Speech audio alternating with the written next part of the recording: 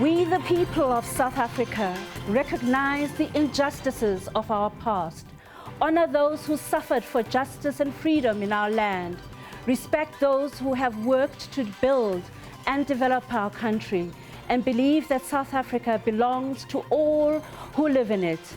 United in our diversity, we therefore, through our freely elected representatives, adopt this Constitution as the supreme law of the Republic, so as to heal the divisions of the past and establish a society based on democratic values, social justice, and fundamental human rights.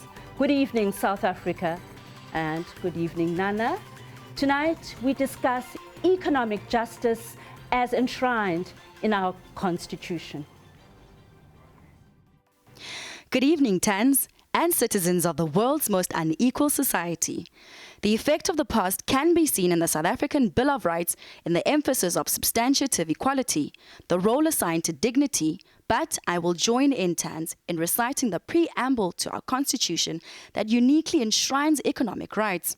Like few others in the world, as it says, we lay the foundations for a democratic and open society in which government is based on the will of the people and every citizen is equally protected by law, improve the quality of life of all citizens and free the potential of each person, and build a united and democratic South Africa, able to take its rightful place as a sovereign state in the family of nations. May God protect our people. Nkosi sikelela iAfrika. But Nana, we are unequal in so many ways, and the COVID-19 crisis has laid this bare. This goes back in no small measure to the fact that one of the most hideous features of our apartheid past was the systematic violation of the norms of social and economic justice, and human rights in particular. But we are still a long distance away in democratic South Africa from realizing the economic rights for the majority of South Africans. Decades of poor economic growth and growing unemployment means that the constitutional dream is like a mirage that recedes and moves forward as we proceed.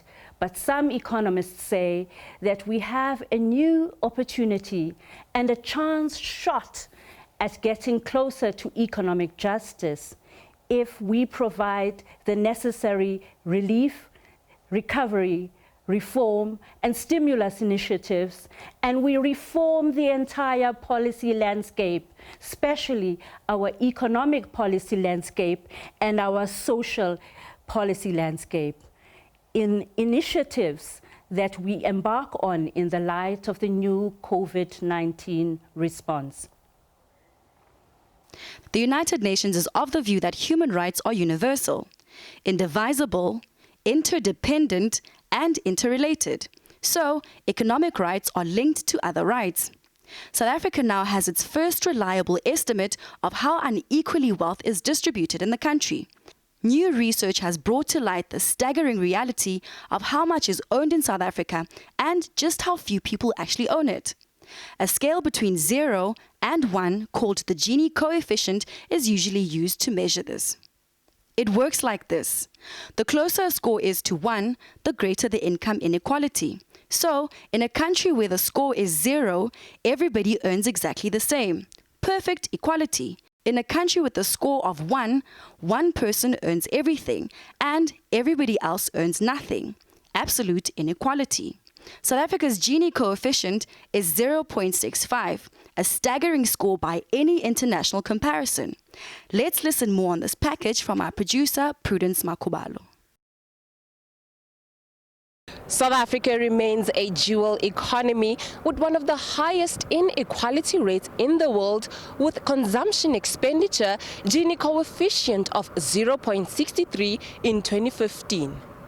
Inequality remains persistent, having an increase of 0.61 in 1996. South Africa suffers among the highest levels of inequality in the world when measured by the commonly used Gini index. Inequality manifests itself through a skewed income distribution, unequal access to opportunities, and regional disparities. Low growth and unemployment have contributed to the persistence of inequality. The South African government has used different tools to tackle the stubborn levels of inequality that have plagued the country, including through progressive fiscal redistribution. Efforts to reduce inequality have focused on higher social spending, targeted government transfers, and affirmative action to diversify wealth, ownership, and promote entrepreneurship among the previously marginalized. These measures need to be complemented with reforms that promote private investment, jobs, and inclusive growth. Examples of two graphs that explain inequality: significant disparities remain across regions.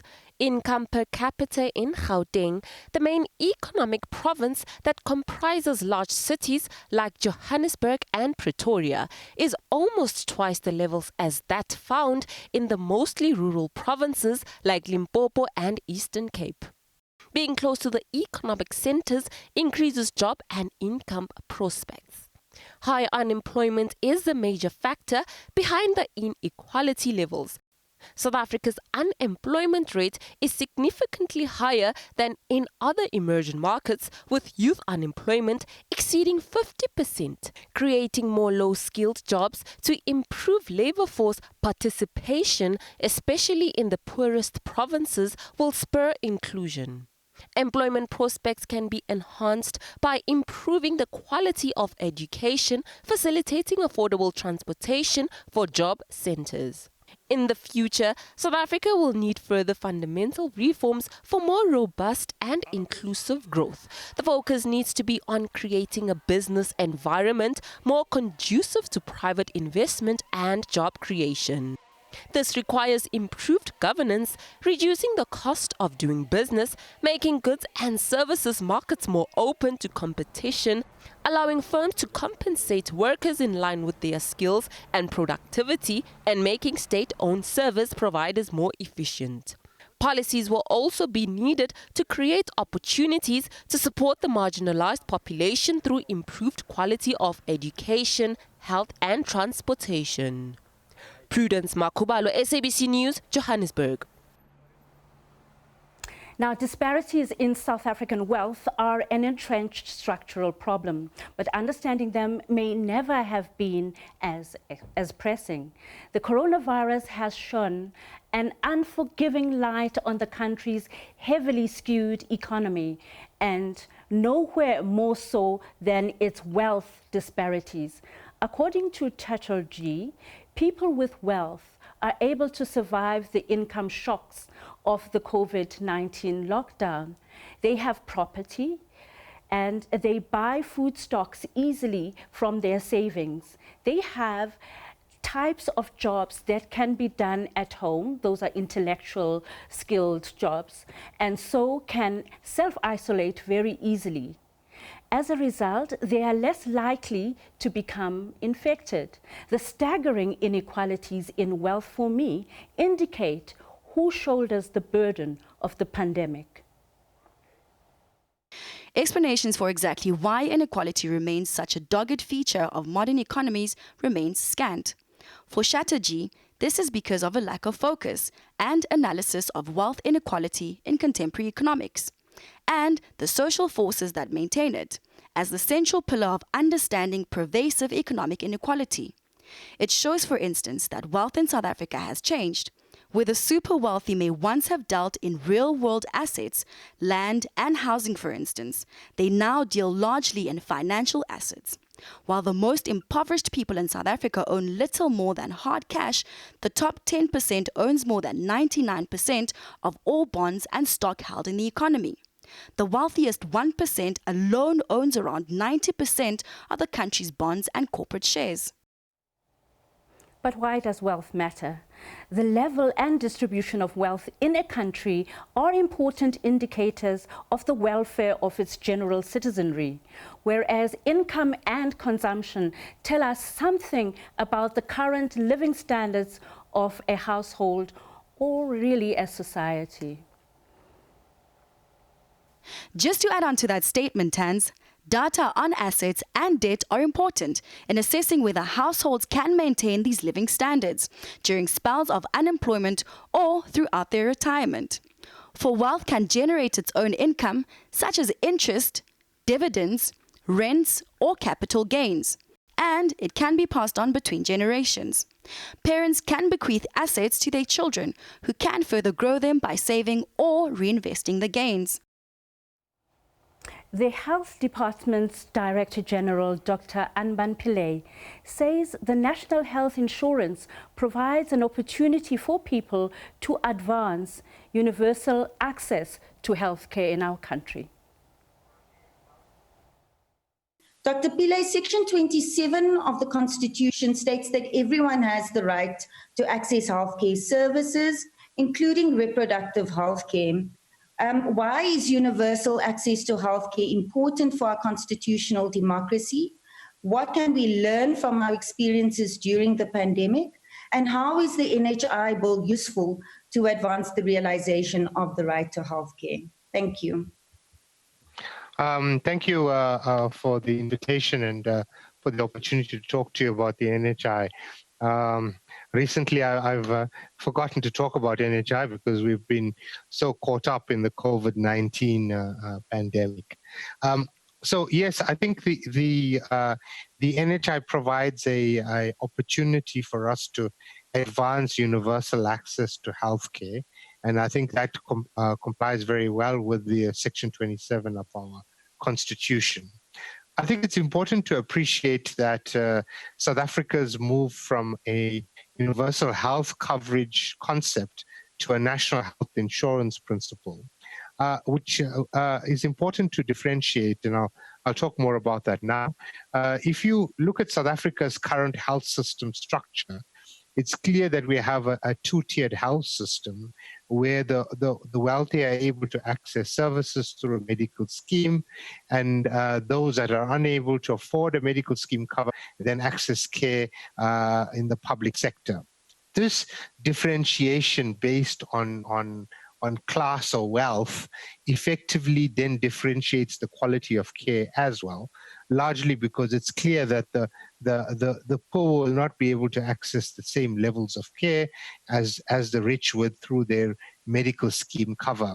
So when we talk about universal health coverage, we may well have persons that would refer to universal health coverage as something that has a two-tier health system. So people may argue that currently South Africa has achieved universal health coverage simply because those who can afford go to the private health system, and those who cannot are taken care of by the public health system. And so you've achieved universal health coverage. The problem with that analysis and approach of that assumes that the quality of care in the two systems is appropriate. And we know from a lot of evidence that that is actually not the case. And because there are structural differences between the two sectors, particularly the resources that are available, and I usually like to use the term a undeclared auction that's currently underway in the way the system is structured. So basically, the poor have to compete with the rich for the same resources.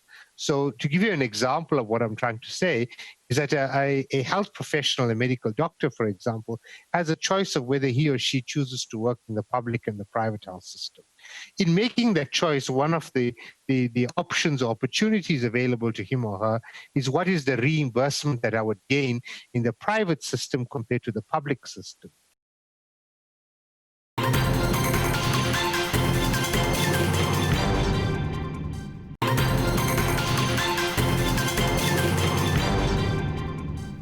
Welcome back. And on Skype, we are joined by Albert Albie Lewis Sachs. He is a social justice activist, a freedom fighter, and a former judge of the Constitutional Court of South Africa. And he's joining us, of course, to talk about this thorny subject of economic justice in the time of COVID. Welcome, Albie Sachs. Good evening. Good evening. I wonder if you've been following, has COVID set us back a whole lot? in terms of our constitutional promise of economic rights? I think it's set us back and it's brought us together.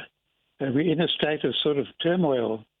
The positive part has been an outpouring right across regions and wealth and poverty.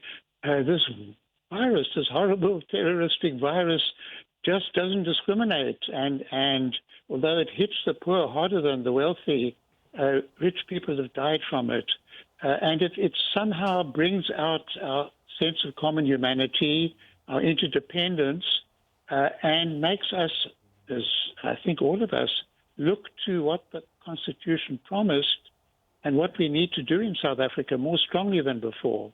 In that sense, it hasn't driven us apart, it's brought us together, and hopefully out of this terrible drama is going to be more robust action, more concerted efforts, less selfishness, more of what we call Ubuntu, interdependence, coming through and enabling us to get past the huge problems. We've had terrible problems in the past, apartheid, colonialism, slavery even going back.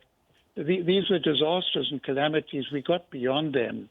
And then I still remember the impact of HIV, with hundreds of thousands of people dying. Everything looked so gloomy in this country. And I'm very proud to say we on the Constitutional Court struck a very important blow in favor of what the Constitution demanded by ensuring that antiretrovirals were made freely available. So that's turning the swords into plowshares. It's turning denialism into positivity. And I like to believe that we South Africans have the resourcefulness, the intent, and the courage and the intelligence to, in that sense, draw hard lessons from this pandemic and chart new ways forward.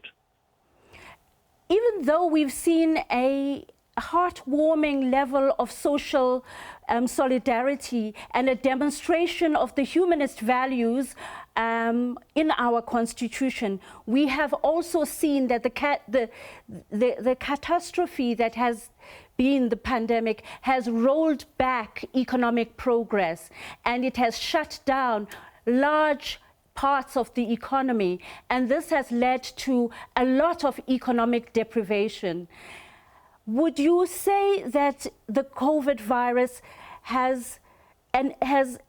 while it has brought us together, has really rolled back the potential of South Africans to realize economic rights as in the Constitution?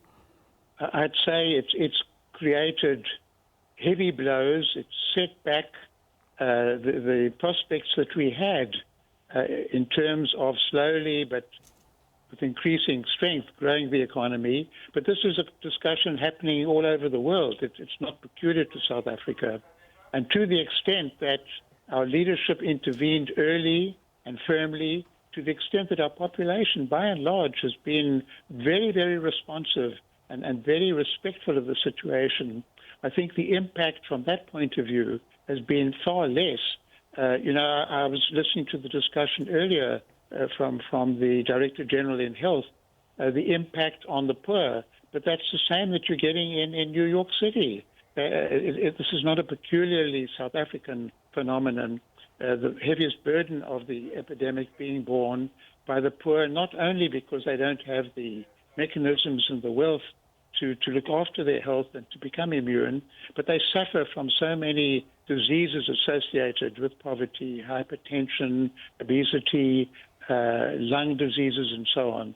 So, yes, the pandemic has highlighted, dramatized, sharpened our awareness of these difficulties, but I like to feel it's also giving us the impetus, the courage, the desire to do something different, more progressive, more concerted, less self-centered in the period when we emerge step by step from the pandemic. When we met the pandemic sometime early this year, we were already in an economic recession, and we had become the most unequal society in the world. And it is no surprise that citizens queued in their thousands for social grants, for state relief, and many citizens who do not have access to decent housing were unable to observe the lockdown, while other citizens in the comfort of their homes were able to, in the suburbs, by and large, observe the lockdown restrictions. Now, I went into the heart of Johannesburg on Friday last week, and what I saw there were teams of people on the streets, because they could not bear to be in the pokey homes that they inhabit on a daily basis, and they could not afford not to go out onto the street to trade whatever stock in trade that they make their living by. I'm sure that's happening. I'd like to feel many of them are quite strict with sanitation. They have water. I'd like to hope that many of them were wearing masks. And at least there's been a strong diminution of the kind of crowds that you used to get in bars, at football matches, the kind of places, even in the faith communities, where these were very important centers of a transmission of the disease. And by international standards, we've done well in South Africa for all the difficulties that you've mentioned. It looks as though things are beginning to spike now. We have to keep our nerve. We have to be resolute, and we have to work on, I mean, this is a platitude, it's the balance. It's not just a tension or a choice between the economy and health. It's a balance between the two. And what I do admire are a number of things where the Constitution does come in. People speak their minds. People now can go to court. We do get a hearing. We've got great investigative journalists. SABC, like yourselves, you are speaking the truth. A few years ago, SABC wasn't speaking the truth. It was smothering the truth. So I think all of these things are positives, and all of these things give us that spirit of inquiry and endeavor. Even in terms of the inequalities in South Africa, there are countries where the poor are much worse off because they don't have social grants. They don't have free mother and child care. They don't get free housing through RDPs, anything like that. They don't get access to electricity or water at all. So to quite a large extent, not to a large extent, a significant extent, the Gini coefficient that's so terrible is mitigated because we have a society that demands more social justice, that demands that there be provision made. And one of the striking features of the response of our government, with the support of all the parties very early on, was to ensure that grants would go out to the poor over and above the ordinary social grants. I'm very happy to say, or very proud to say, as a proud dad, my son, Professor Michael Sachs, was part of the team promoting those ideas. It's not simply being kind and paternalistic to the poor. It's important for their health, it's important for their dignity, but it's important for the nation. And it's important for the kind of cohesion that will give us the moral strength, that we needed to overthrow apartheid and create a democracy, the moral strength to get through the pandemic. Thank you very much, Justice Sachs. That was Justice Sachs, one of the architects of the South African Constitution and one of the Constitutional Court judges of the past. Now, many families across the country with low incomes or no source of income have been hard hit by the pandemic. A Krugersdorp family with no source of identity or income have been struggling to have access to social relief. Now, let's listen in on this. This is Mabitleng, which means graveyard. It's the place where the dead are buried. But for the Khumalo family, it's a place that they've called home for the past 7 years. The small informal settlement is situated on the outskirts of Muldersdrift in Krugersdorp. 51-year-old Mbali Kumalo says she was abandoned by an uncle at the age of 11. At the time, she had no birth certificate and has struggled to obtain an ID. Life for her and her family has been difficult. I used to be fed by my neighbors. Life was hard for me. I suffered so much as a little girl. To this day, I don't know if my uncle is alive or not. He just left me here and went to Cape Town. Her 26-year-old daughter Jane Kumalo is facing the same predicament. A bright and shining star in class, the younger Kumalo could not complete her matric as she has no identity document. Jane has 2 children of her own now. She fears they might face the same fate as her and her mother. The 2 have no birth certificates and have no access to government assistance. Yes, I should understand because I've grown in democracy of 1994 in Mandela, whenever he said we can live apartheid away. So here I am now. I'm suffering again. But I think there's people who are gonna help me. I'm asking. They must just help me. Just because if I don't have anything, I've got tickets. My little boy was supposed to attend the school this year. So I took him back to crèche because they said no, they can't take him just because of the system for an ID number. Yes, they didn't take him. So I took him back at crèche.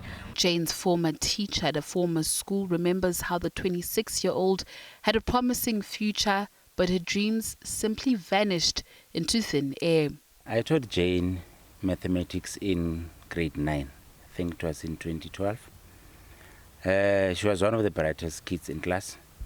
And if I remember well, she wanted to become an economist. When I heard, I think 4 years later in 2017, that something was very bad with her, I got touched. And then I visited the family, and when I got there, the situation was very, very bad. Because they actually living below poverty line. Meanwhile, the plight of the Kumalo family has been brought to the attention of the Home Affairs Department, which has since promised to follow up on the matter.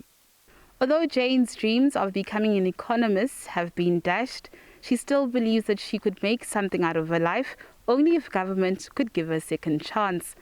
And that second chance comes in the form of this identity document. Natasha Piri, SABC News, Kromdraai. Well, thank you, Natasha. On the line, we have Murray Leibrand, and he's professor and chair of Poverty and Inequality Research and director of the South African Labour and Development Research Unit at the University of Cape Town. Welcome, Murray. Welcome to Economics Unbound.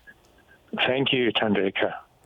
Now, you have been listening in on the program, and we are some way away from realizing the promise of our Constitution in terms of those very unique third-tier rights, economic rights. What's your take? Yes, exactly. That's quite right. And that's the connection really between these issues of justice and inequality. You started out the program by talking about inequality and how unequal we are as a society, both in terms of our income and our wealth. And we don't state those figures. We were taught by Nana what the Gini coefficient is, et cetera, We don't do that just to understand that we're measured as an unequal society. It's very consequential. It seeps into our everyday life in our country. If you and the people viewing the program just walk with me, think about your daily life and what particular house you walk out of in the morning, where you live, which school you then go to, or which hospital, coming back to what Unbound Pillay was saying, what transport you have to access to get to work, what sort of job you're doing because of the schooling that you got. And all this determines whether you are more likely and more disposed towards catching COVID or not. Yes, exactly. It certainly does. And so that's our inequality. But in practice, in the lives of everyday people, they live different lives. Even if they're equally talented, they don't have the same opportunities. And, so that's what we inherited. And as you were saying, we came through a very tough period coming into COVID, a tough socioeconomic period in which only the very, very top of the distribution had been able to have the resources. That's why we care about wealth. Is our constitution, to cope. Perhaps is our constitution too ambitious? Is its jurisprudence just too high-minded? Is that mirage not traceable anymore? Should we really just think of the liberal rights and getting people to have liberal rights and work slowly on eradicating the inequities, or should we chase this dream through more aggressive economic policy planning? Yeah, the Constitution is not too ambitious. Our average per capita income puts us at a middle-income country. We have quite a lot of resources, but we have this inequality, and it limits our potential as a society. So we've got to sort it out. And as L.B. Sachs was saying, quite inspiringly, we have the potential to do that. We have the Constitution to do that. If you even listen to the president's early speeches when he was announcing the lockdown, etc., on the 20th of March, he gave a speech that was highlighting the fact that we have these inequalities, but if we pull together, we can start building a society in which we first keep each other safe and get through this thing, but then do things differently. Value our citizens, respect the productivity in each of us. We need good health care. We need good education for all of us. We need productivity in the workplace that's from harmonious relationships and people being rewarded for the work that they do. That's the possibilities that this country actually has. And the COVID pandemic, L.B. Sachs was saying there's an opportunity here. Of course, we've stepped over the cliff, in a sense. The government has embarked on quite an ambitious program, a fiscal program that we were tentative to do before the COVID thing. We've stepped off that cliff, but now we've got to use that, and we've got to do things differently. We've got to have a cooperation, for example, between government and civil society around the delivery of food. We can't sit and fuss about that and government get in the way. Similarly, we have to have cooperation between workers and their management in a much better way than we have in the past to get through the phasing out, of the lockdown. Our macro strategies are trying to keep the economy going, but if we don't get our factories working, our people well fed to get through this, and then we can deal with the harder issues of wealth redistribution, as you were talking about it earlier. In a sense, we're asking South Africans to contribute to the fund to help get food to people in need, and that's the start actually of this social compact that the president is talking about. I guess my final point is government has a key role to play, of course, in that compact. L.B. Sachs was talking about the fact that we put policies in place now to top up the social grants. Well, we've heard a lot about that stalling and that not really happening. Well, that can't happen. That's government's part. Just as bosses have got a part, management's got a part, workers have got a part, citizens have got a part. Well, government has that part to play. And your clip just now about people battling to access their grants, their rights according to the Constitution, and their rights according to coping with COVID. Government has to deliver on that. It's just their moral obligation. Murray Librant, thank you very much for joining us this evening. Let's take a short break. Thank you.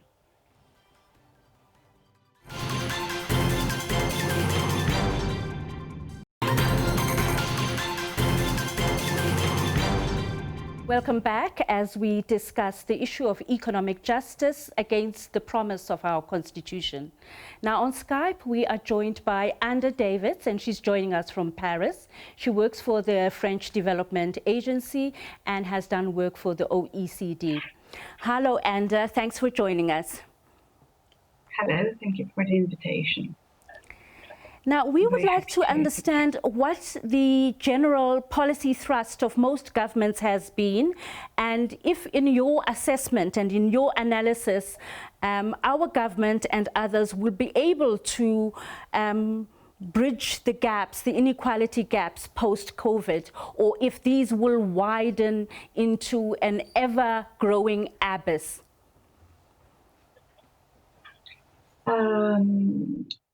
I think that maybe one of the important points that should be highlighted is that this crisis is an opportunity to rethink the role of governments everywhere, because we do see that the COVID situation is not just a sanitary situation.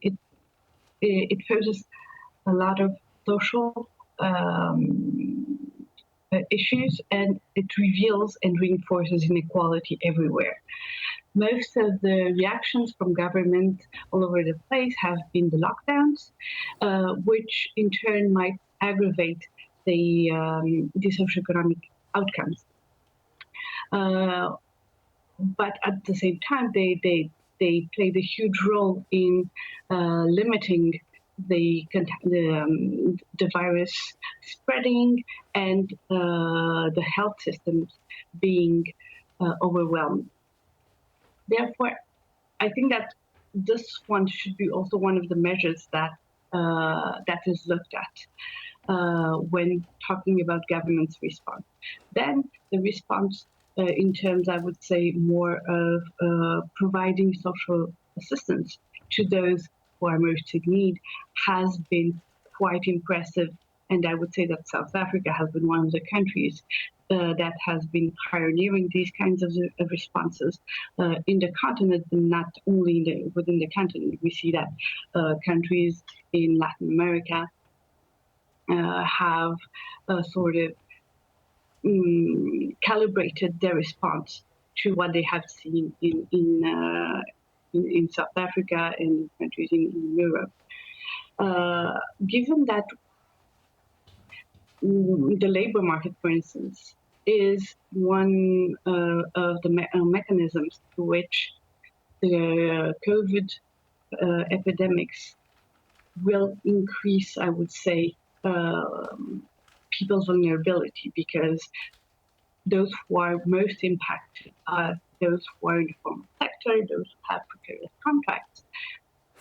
Offering a support system like the grant system, which safeguards those who are who find themselves with the impossibility of working or of providing a livelihood for their families, might actually limit the aggravating impact. Now, Andrea, I've been looking at the typical response steps taken by many governments.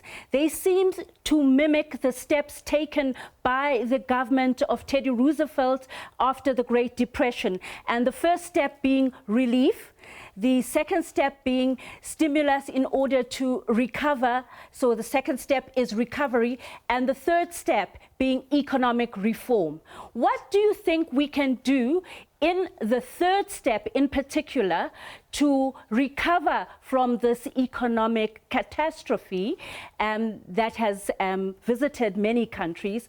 And what can we do to equalize society in the wake of this? I think that maybe one of the ways would be to rethink the role of the state in providing basic access to services and to goods, and reinforcing, I would say, the social protection. We see that the countries that have been most impacted by the crisis are countries where the social protection systems are not well enough developed or not universal enough. And when I talk about social protection, of course, there's the assistance part, but there's also the social insurance and employment benefits, the pensions, and the universal health access, healthcare. Thank you. So and the other part, I would just also link it to the transition and the ecological transition. That could be an opportunity in the recovery from the coronavirus. Well, thank you very much for joining us from Paris. And that was Anna Davids, and she works for the French Development Agency, and she's the lead economist dealing with inequality there. And on the line here, we have Thembinkosi Dlamini, Oxfam's economist, and he's in charge of the Economic Justice Program led by Oxfam. Thembinkosi, good evening, and thank you for joining us. Thembinkosi, can you hear me? Yes, good evening, Thandeka. Thanks for having us as well. Well, you've been following the discussion that we've been having about economic justice and the promise of the South African Constitution. What is your contribution to the discussion? Well, I think the president also summed it very well when he said we need to rethink economic reform after the crisis to move more towards a fair and just economy, not just the economy that we've been driving in the past, which has been fixated on growth. What we say as Oxfam is that when we look at poverty and inequality, is one of those things that are created, is not something that just happens. It's just that economies that were fixated on growth without talking about people, a people-driven economy, and thinking about vulnerable people, tended to concentrate power amongst the few and also ensure that the few grow in terms of influence. Therefore, they are able to control government and make government policy to side with the rich. Now, the president has also been speaking, Thembinkosi, about social compacting. That is, all of the sectors in society coming together to evolve a social compact, an agreement of sorts, like the Constitution, to take us beyond this river that we have to cross. What do you think of social compacting? Yes, certainly the social compact is the most important thing that needs to happen next, simply because the current system, which was based on accumulation by the few, say the top 10% of income earners who were accumulating wealth, it depended on making the workers poor and poorer. So when we're talking about the ecology side, we are saying we need to think about how the top 10% of income earners are leading in terms of emissions globally. And what do you think of taxing them post-COVID, and taxing also those companies that got a huge COVID windfall? Yes, we think a wealth tax will be important going forward, where we tax the wealth of the ultra-rich so that we are able to redistribute. Because when we do not redistribute in ways that ensure that we can provide cheaper transport for ordinary workers and also housing and water, as you can see, our people are struggling, and proper education that provides the good skill set for people to be participants in a fast-changing global economy, then we're not likely going to achieve the social compact that we're talking about. That was Thembinkosi Dlamini of Oxfam, and he's in charge of the Economic Justice Program led by that organization.